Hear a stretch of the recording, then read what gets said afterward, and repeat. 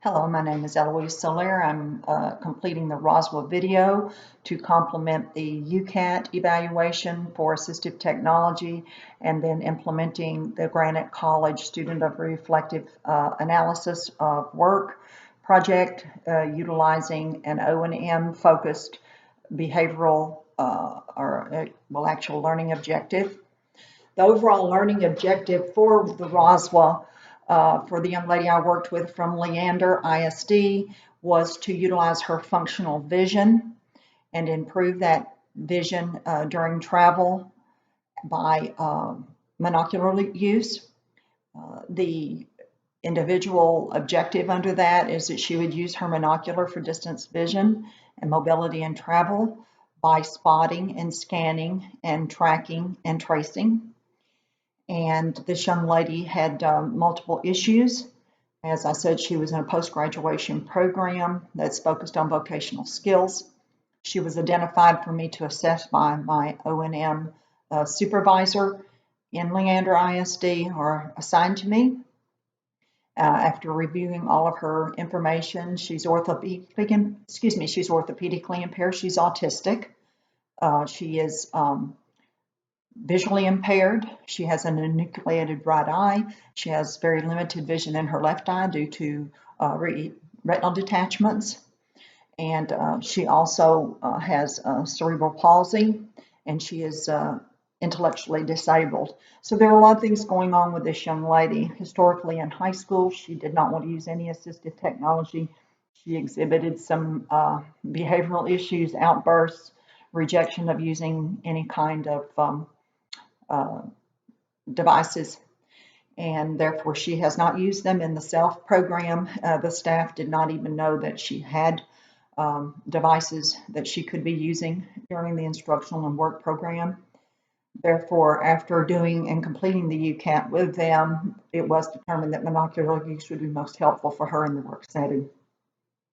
Then we went to the trials for the Roswell, the reflective student analysis of work, and the overall goal was that she would use her monocular to support her available functional distance vision for safe travel and mobility.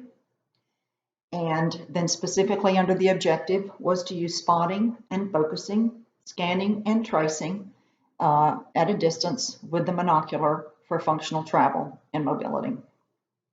5 trials were conducted. They were conducted in various settings, from complex, from not very complex to very complex.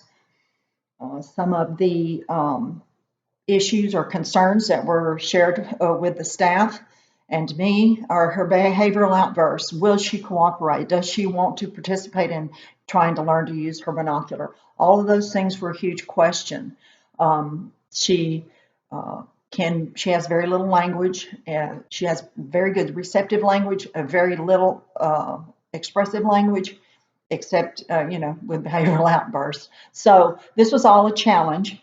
I had to try to figure out through their experience working with her the best way to approach her, and it was with all of their help that I was able to complete the 5 trials.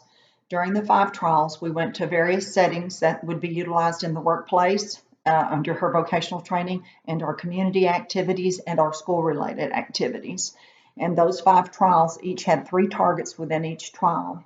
The professional community that I utilized for assistance were, of course, training materials like the TAPS program through the Texas School for the Blind, Barlow and Fozzie, their mobile device information. I also interviewed the comms from the previous year that did her last O&M evaluation and worked with her with assistive technology devices. I also utilized an outreach program that was developed at the Texas School for the Blind on monocular and dome magnifier training, and also consulted with Chris Tabb, the developer of that program at the Texas School for the Blind. And through the 5 targets, we were able to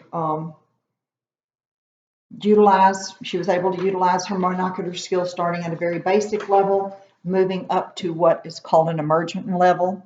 and she began to understand the independence that it gave her in travel, her ability to make her own decisions like purchasing food or locating areas in the mall.